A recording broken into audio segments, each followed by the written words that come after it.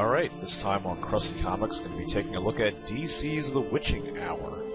Now, The Witching Hour was a horror comic publication published by DC from 1969 to 1978 and ran for 3 series. The series had 3 different witches that narrated a bunch of horror stories, and each one told a different story. There's one where there's a creepy old tenant that lived in an apartment that nobody liked and made dolls, but he actually brought them to life, and the dolls came to life and killed his nosy neighbors when they tried to evict him.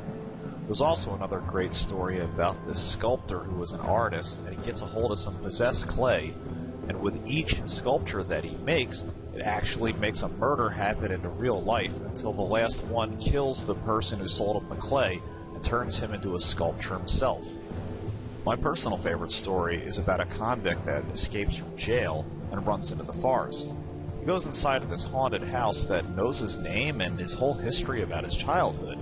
The house is possessed, and it turns out there was a curse on him and his family that if anybody tried to leave the house, they would be killed.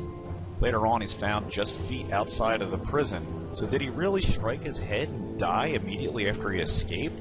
Or was the whole thing just the dream of a dying man?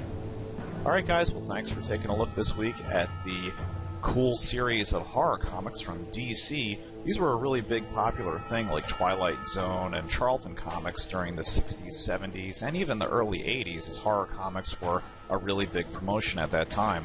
Hope you got a good scare out of these cool comics. See you next time. Hey guys, if you liked the video that you just watched, go ahead and hit that subscribe button down below. And if you do the Facebook or Twitter thing, follow me at #KingRetro. See you next time.